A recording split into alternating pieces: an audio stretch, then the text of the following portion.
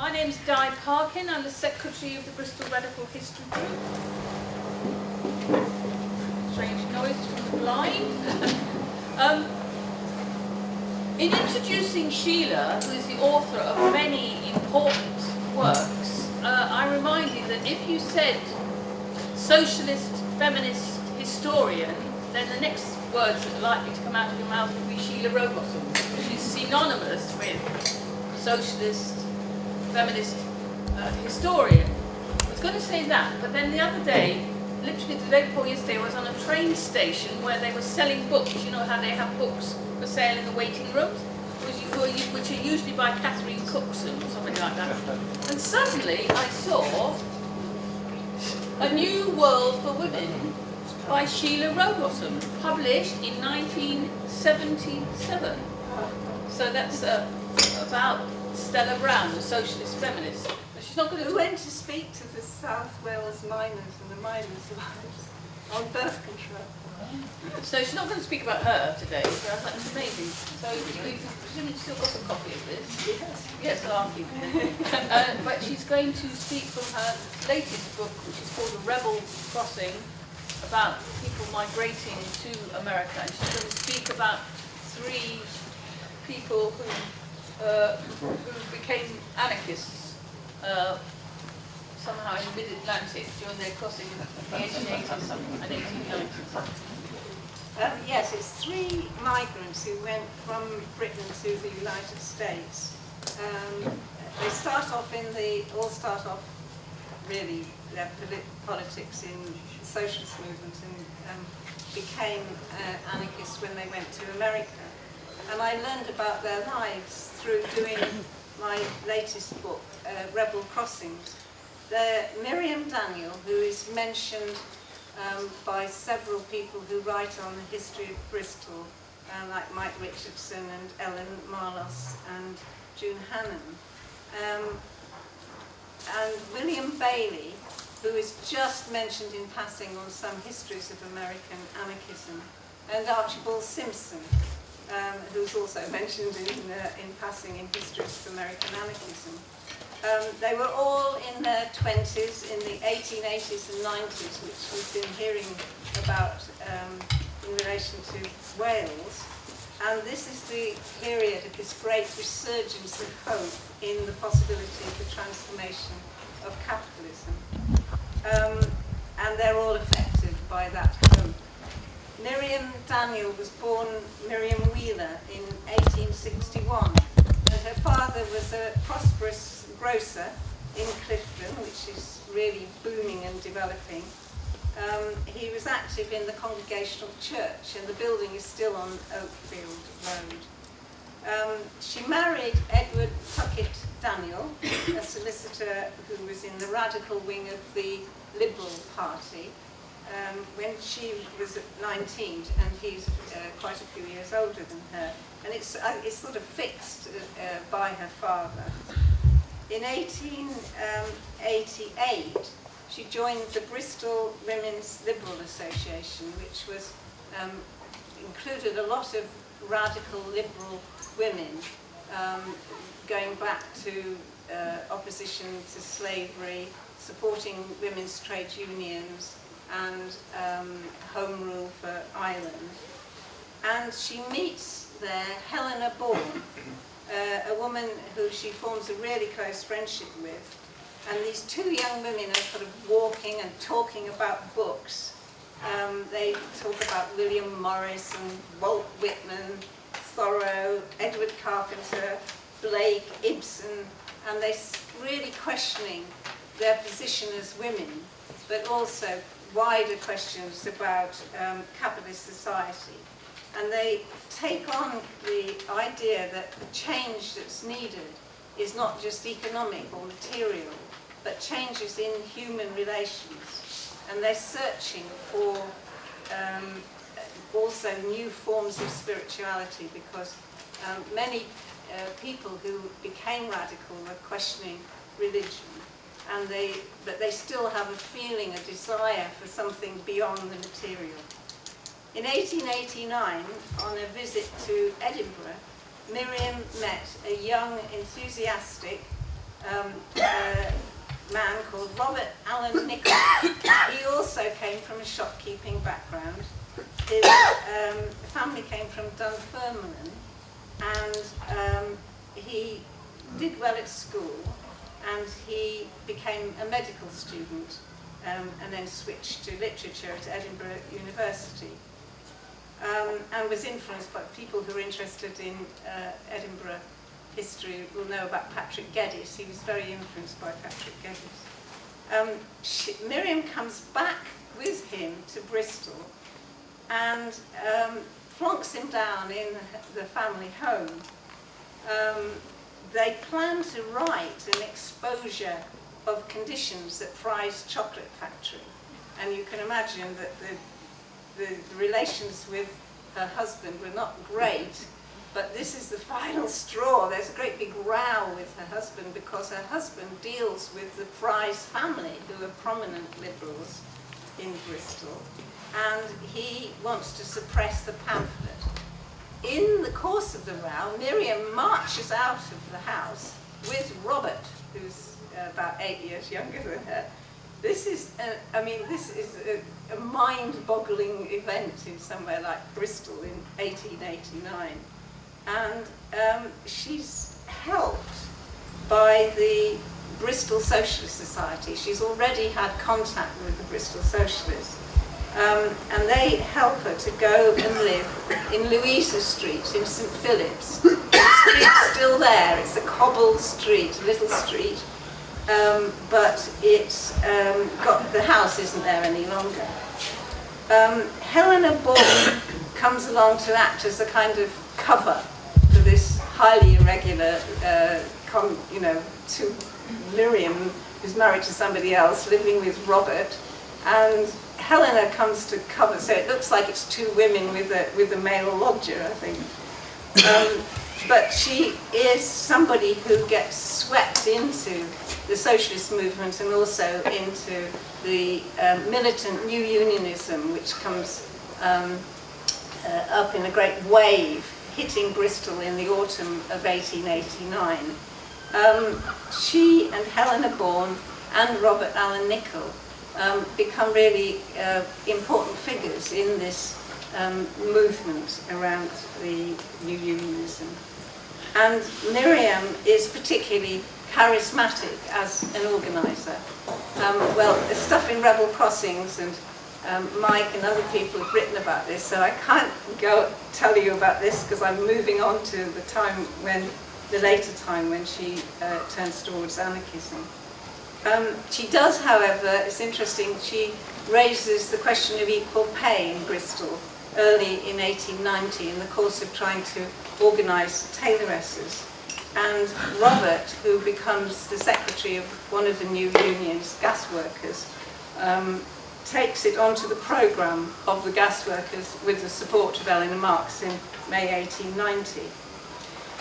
Probably around that time, Miriam will have discovered something that's even more scandalous than living with some young guy in the house in the poor part of Bristol. She's pregnant, and she's pregnant by Robert. There's hostility to her for her public role as an agitator, but now she's broken every kind of sexual taboo. And in late August, Miriam and Robert, accompanied by this loyal friend Helena, take the boat to the United States, and they settle in Cambridge, Massachusetts. They've got all kinds of ideas about the transcendentalists, and they're interested in Walt Whitman. And they go to America with great ideas that there's going to be this wonderful new society possible there. In November, Miriam gives birth to a daughter, and they call her Sunrise because, as Miriam says, it's in the hope of a better dawn. While she's in that Boston area, Miriam and Robert too meet Benjamin Tucker, who's a key figure in a network of a group who were the Individualist Anarchists, around a journal which he edits called Liberty. Liberty puts the main emphasis on individual freedom. Tucker's influenced by Proudhon and by American libertarian community builder called Joseph Warren. Joseph Warren had his own version of the Labour theory of value, which is connected to Tucker's kind of individualist anarchism. So it's individualist anarchism plus Labour theory of value. Well, for Miriam, I think liberty was mainly the most wonderful opportunity to write, because she'd been searching for forms of expression. And she writes a lot of different kinds of forms, in different forms. There's one, an allegory, which is really desperate, featuring the Russian nihilists. Then she writes more popular verse in a political kind. There's a poem denouncing Andrew Carnegie. She also writes poems about the complexity of love and freedom. And I'll read you two of these. She says in one in June 1892, I live to love, I love to live, but love than life is stronger. And now my love is dead, I give my life to live no longer. And the other one is called The Price of Love. That's also in the summer of 1892 in Liberty. I loved him. He had made more sweet the wine of life for me. I loved him, but the price of love was loss of liberty. He liked me not for what I was or what I hoped to be. He had an ideal self and gave it me as livery. I wore it, was his lackey dumb for his dear sake 1 year, and then the dread of losing him was lost in larger fear.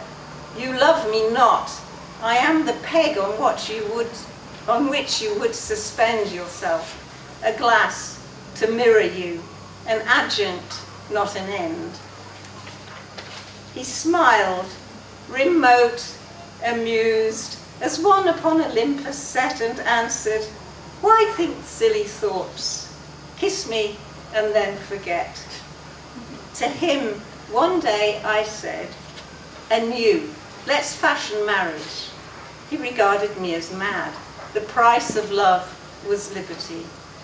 He loves me not, nor ever did, methinks.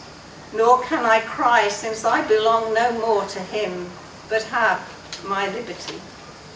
And yet, I can conceive a love that seeks not to possess, that is itself and lets you be yourself, not more, not less. Which I love, which I think is amazing to write in 1892. She's very irritated that same summer by an article in Liberty by another young protege of Benjamin Tucker's, William Bailie, in which William Bailie attacks enthusiasm. And Miriam pens a passionate reply. And then when Tucker defends William Bailie, Miriam takes on the editor. And although Liberty is anarchist, and although everything is meant to be equal, for a woman to challenge Benjamin Tucker, who's described as the sort of icicle of logic by one of the other anarchists, is a really mind-boggling thing. And the result is coolness and estrangement. And Miriam has really lost her mentor, and she's lost this wonderful opportunity to express herself in this magazine. I mean, things carry on, but it's not the same. And in 1893, the three migrants set off on the long journey to a ranch in California, which is going to be, in theory, a new experiment in living the simple life close to nature. It's pretty disastrous, I have to say, and for Miriam particularly so, because she becomes ill and she dies in April 1894, regretting that she's unable to support a march of the unemployed who were desperate, marching across America. But she carries on writing to the end. She writes in one poem, "I am in all things, all life, all people, all that is. I am woman and femaleness equally with man and maleness. I am the passive and conservative, the active and the radical principles. Do you deny the soul? Do you suffer shame on account of the body and its tendencies? Hearken, there is no part of me better or worse than another. I justify myself in that I am." And now she recognizes only the fluid universe, and occult, behind your occultation, she defies the exclusive male guardians of the mysteries. I penetrate the walls which you erect. I leap the boundaries which you set to enclose me. The opponent, William Bailie, on the issue of enthusiasm, the article that he wrote, came from Belfast. He was born in 1866, and his father was a non-sectarian Protestant skilled worker. But his father died when William was a child, and that left his mother really poor. So she couldn't afford to apprentice him to a better trade that was better paid. And he gets apprenticed at the age of 11 to a basket maker's workshop when he's a small boy. He learned from the talk of workmates, both Protestant and Catholic, and he was a very intellectual, studious boy, and goes off to night school. As he enters his teens, he begins to question religion of every faith. He also becomes interested in the debates on home rule. He supports home rule. And he is helped by a friendly Unitarian who runs a reading room to get access to socialist books. And he reads William Morris's Art and Socialism. At 18, he went to Manchester looking for work, where an Irish woman arranged a marriage for him with a woman from Ireland. And he gets married when he's young. And then he joins the Salford Social Democratic Federation. When the Marxist Social Democratic Federation has a split, and a group formed the more libertarian Socialist League, in which William Morris is a member. He's attracted to that and he joins it. And it's a very international group. There are a lot of refugees from many countries, political refugees there.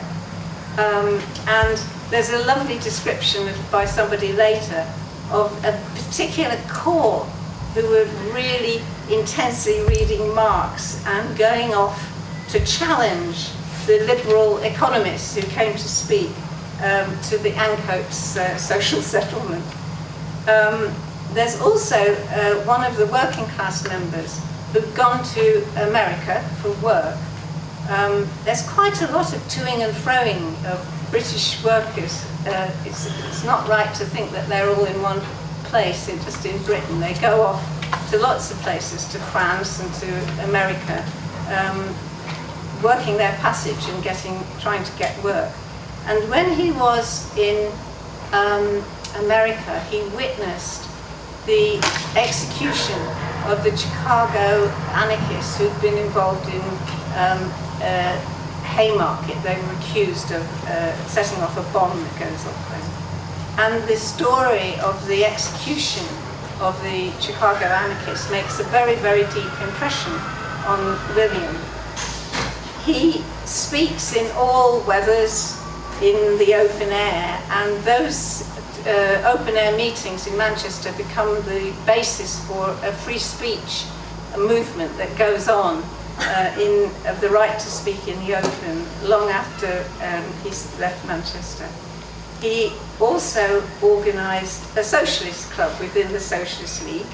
That was partly actually because they felt that they needed to get some women involved in the group, so they tried to make it a more social and convivial place. William Morris came, and he kept the postcard from William Morris all his life. Kropotkin also comes, and anarchism is gaining ground in the Socialist League. He becomes friendly with two anarchist communists in Manchester, Alf Barton and Herbert Stockton. But the thing about William is he was always questioning. Wherever he is, he always wonders and questions and sees problems. And so in December 1890, he speaks to the Manchester Socialist League branch on difficulties of communism. And that could probably have been anarchist communism of the kind that Kropotkin supported. In 1891, he went to the United States with his family, and there he makes contact too with Benjamin Tucker, who loved, there's nothing that Benjamin Tucker loved more than to find somebody who'd been influenced by anarchist communism so he could them round towards his individualist anarchist views. Archibald Simpson is also another migrant from Britain who's working as a printer on Tucker's publications, and William meets Archibald Simpson and becomes friendly with him. On one-to-one meetings, he gets a lot of information about individualist anarchism from Tucker, and this was great for William because it was like having sort of personal tutorials. He thrived on it. And in 1893, an absolutely delighted Tucker announced that Comrade Bailie had become as good an anarchist as one would care to see. Anyway, his reward is his own series in Liberty. And what is it on? It's on problems of anarchism. Well, what he feels is the big problem with anarchism is its lack of an economic theory. And so he's going to present this alternative theory, but first he has to challenge everybody else. And because he's just kind of like this with all these things he's read, he goes on and on about all the false theories, and grumbles start because it's very dry, and readers begin to complain that there's far too much criticism of everybody else and no alternative anarchist economic theory. And he falls out of that, and he goes back to his basket making because he's got a wife and children that he's supporting. However, he and his wife Ellen, after being married for several years, there's absolutely nothing in common. And he is separated in 1898 from his wife, squatting in his basket shop and going off to visit the children. And it's in 1898 that he meets Miriam's friend from Bristol, Helena Born. You see, I have to have a Bristol connection for every anarchist. I was told this by Roger. So I've got Miriam who comes from Bristol. I've got William who falls in love with someone, and you'll be, Archibald Simpson dies in Bristol. So they've all got a Bristol connection. It's an absolutely instant attraction, but there is a snag, because Helena, who is a very principled new woman, is off to seek self-sufficient life as a farmer with a woman called Josephine Tilton. Josephine Tilton is the sister of Flora Tilton, and they're both influenced by free love ideas and anarchism.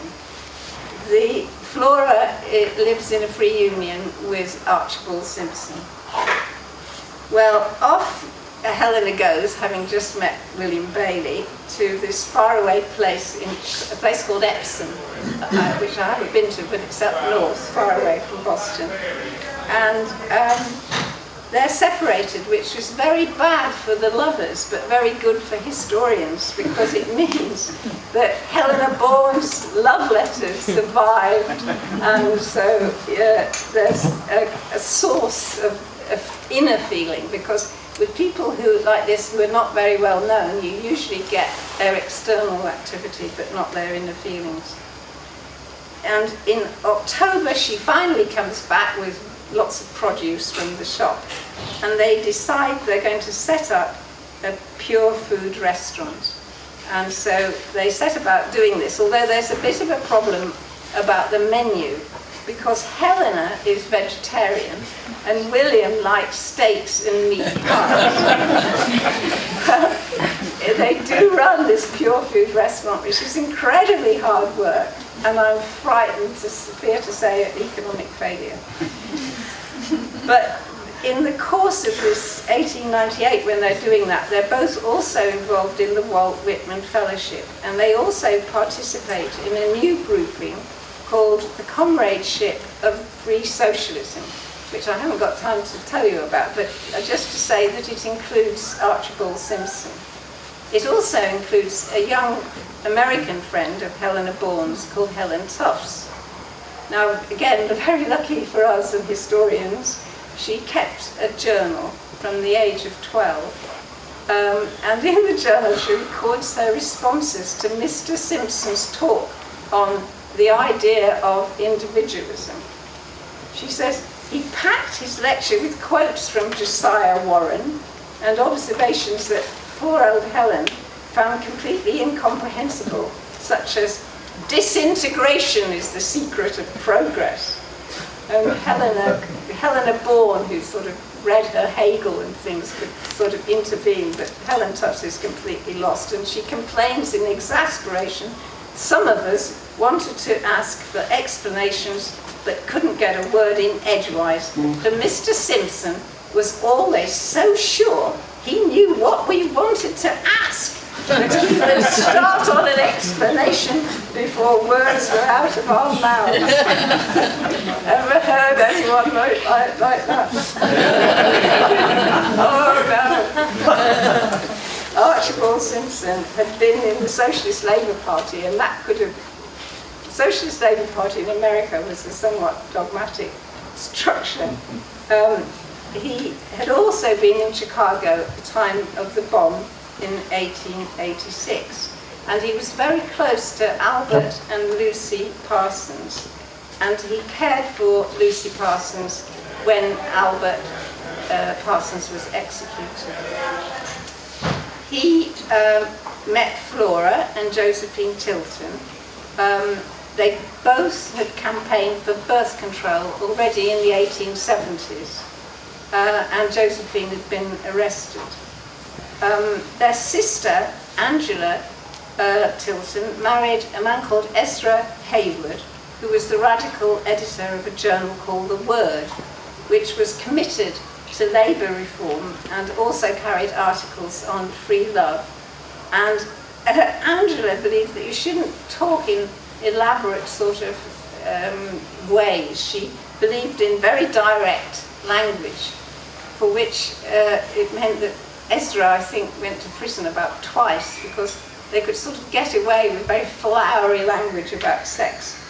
Anyway, Archibald Simpson is very enthusiastic about all this, and he wrote an article on the pleasures of masturbation and orgasm in The Word in 1889. Tucker convinced him of individualist anarchism, and he joined the Boston Anarchist Club. And he then also worked with William as a printer, and he met Helena Born through working as printers and publishers. He's a man of, who supported extreme causes with rigour. He's also extremely personally kind. And in 1901, when Helena Born was fatally ill with cancer, and William in need of an operation on his leg. Archibald Simpson helped to nurse Helena and transported William to see her just before she died. This political network of individualist anarchists disintegrates over the course of the 20th century, but they carry on in not totally apolitical, because after Helena's death, William Bailie and Helen Tufts, first they wrote for an anarchist paper called Free Society, and then gradually, because they disagreed with other anarchists on the issue of violence, they drift away and get involved in social reform. But William's book on Josiah Warren, who he hails as the first American anarchist, was published in 1906. He had a great feeling of affection and affiliation for this man, Josiah Warren, who's an anarchist who writes about living in a communal way, but everybody having individual freedom within that. Over time, he's going to move towards more cautious kind of social reform, William. But it's quite nice ending to this story that they have a daughter who they call Helena, after Helena Born, in 1914. And I learned from her daughter that this new Helena was very active in the civil rights movement, so some of the radicalism carried on. And after the death of Flora, Archibald Simpson went back to Britain, and he goes to lots of meetings still, and he turns into a Trotskyist, much to the total disgust of Helen Tufts Bailie, who doesn't hold with Trotskyist, or any kind of socialist, unless they were friends of Helena's in Bristol, and she likes all the Bristol socialists. What date is that then? He becomes a Trotskyist in the 30s, and then he comes to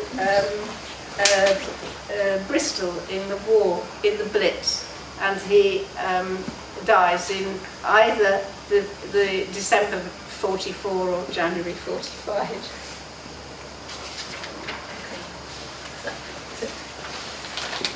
End.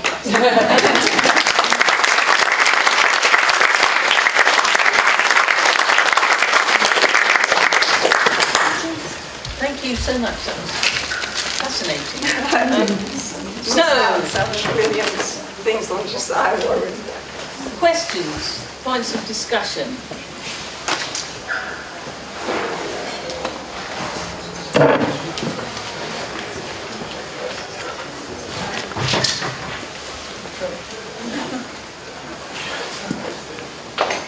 Everyone's very worried that they're going to be accused of being like Archibald Simpson.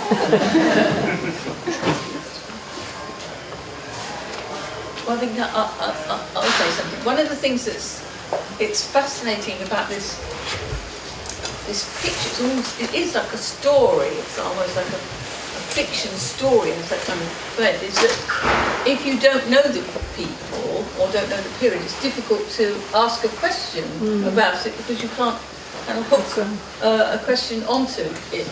Just to simply say it is extraordinarily fascinating. Yes, good. Local interest. What did the fry factories owners do that was wrong that they were highlighting? There you are. Yes, good question. The pamphlet does exist. I mean, it's a bit difficult to get hold of, but it does exist. But what had happened is that the fries factory had expanded because people really like the chocolate creams, I think, which I did when I was a kid. And the place, the owner, who was quite sort of traditional, he never did anything much to solve that, because some of the other chocolate manufacturers, they went off, didn't they? Bourneville and Cadbury's and things. And Fry stayed in the same place, so it was suffocating. And that was one of the things that they the pointed centre out. of town, wasn't it? Yes, the workers were kind of gasping, and the air was really oppressive.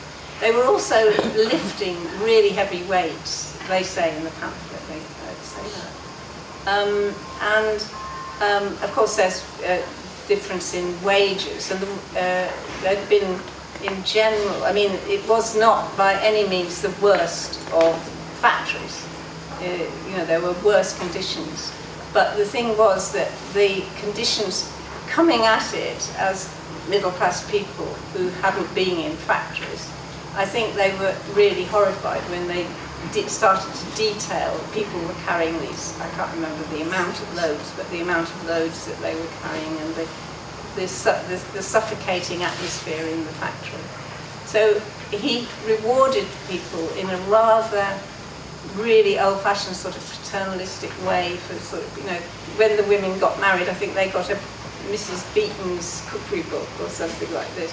And the new generation were not really wanting this. They wanted wages rather than that kind of paternalistic approach that he had. And his relative was actually in a group which was campaigning to keep pavements open with Miriam's husband. So that was a quite personal connection for Miriam's husband. A question here? Yeah, Sheila, did this pamphlet on wanking have a good sale? Or was it suppressed? No, it's just an article. Well, I say just, I mean, but it is quite startling in the late 1880s to have an article. So what sort of a distribution did that article have? It's, I don't know what the publication of the word is, but certainly it was sufficiently alarming, the kind of stuff. I mean, the stuff that Angela Tilton writes is really forthright. And there was this guy, Comstock, who was always policing the American radicals. And Ezra, I'm not certain on this, but Ezra Hayward certainly went to prison once. He may have gone to prison twice. I think they never put Angela in prison. For blasphemy or something? Yes, obscenity and Yes, I was immediately grabbed by your talk as someone who became an anarchist when I went to the States in the 70s. But I wondered if you could say a bit about how they define themselves as individual anarchists, because you also mentioned that one of them was keen to go to the Workers' March, which sort of seems much more sort of collectivist. And as an anarchist, as I still am, but certainly in the 70s and 80s, we were very conscious of what we saw as right-wing individual anarchists who had a kind of right-wing economic libertarianism. Well, they believe in private property. Yes, that's right. As the ones that we used to. Yeah. Mm. And but they also had this labour theory of value, and Josiah Warren's, this is not my strong point, but Josiah Warren's labour theory of value took into account the time in which you sold things, as well as the time in which you produce things. Somebody's nodding there as if they understand that completely. Right. I tried to get a friend to explain to me the subtle differences between Josiah Warren's and Marx's labour theory of value, but they said, I never can tell you, but that's basically what they believed. I mean, it sort of ties in with what Martin was saying about Wales, in that people don't follow very, very strict tramlines in their beliefs. So that Helena and Helen Tufts supported women's suffrage, for example. And Helena didn't identify as, Helena Born didn't identify as an anarchist. She always said she was a socialist, but she wrote about, in a Labour paper in Burnley, about what she called the individual aspect of socialism. So she's a kind of, I guess you'd say, a libertarian socialist. But they didn't really have much of a place, people like that, when they went to America, because the socialist Labour parties are not very sympathetic to that kind of, more kind of ethically individualist sort of libertarian left. And I think that's, Miriam goes to sympathetic to liberty, anarchism, but that's because I think her real struggle was individual freedom, and that did appeal to Helena Born too. There was a hand right at the back, but I can't see who it's attached to. Yes, you. Going back to the wanking pamphlet. You see, you could stand up. Would you mind standing up? Couldn't hear you. The pamphlet about wanking, is that written by a man? No, it's not a pamphlet. It's in the Word. There's a magazine, and it's a bit obscure, Ezra Hayward's magazine, The Word, but it is, they did cover, you can read quite a lot about how they wrote a lot about sex in The Word. He was committed to labour reform, but also that embraced the sexual freedom too. So I just wondered if it was from a sort of purely male perspective, or whether it was quite radical in terms of exploring female sexuality at that time as well. He doesn't say anything about who's masturbating. He just announces the pleasures of masturbating. But certainly, the free lovers were often very worried about sort of promiscuous excess. And they believed in very ideal relationships. But there were a few lurking about who were called the varieties. That's a good name. The varieties, they seemed to be more men than women. And they were very much suspected by people like young Helen Tufts, because she thought, they're kind of on the make, basically, these varieties, so she didn't approve of them. But they're just after a variety of partners, were they? Yes, they believe that. And actually, Helena Born is more or less saying that, but she puts it in a more ladylike way. Because she says, you can't always tell and things like that. But varieties sort of celebrated variety in a very kind of militant way. But the free lovers weren't sort of wild at all. I've got a lovely slide of them when they were up at Epsom. Okay. Have we got any other final points? But I'd just like to say that one of the things that makes me very interested in all these people is that they don't stick in proper tram lines, that there's all these mix-ups of ideas, and so you can't take one route down to understand how people's politics kind of develop and change and grow. And that's what I find very interesting about them, and also because I guess all my life I've been really always struggling with issues around individual liberation and freedom and the desire to be, kind of woo free, and then the desire also to merge and connect and work collectively in a cooperative way. And I don't suppose there's ever any clear answer to that, but they were struggling to work out those conflicts, I think. Thank you. So thank you very much.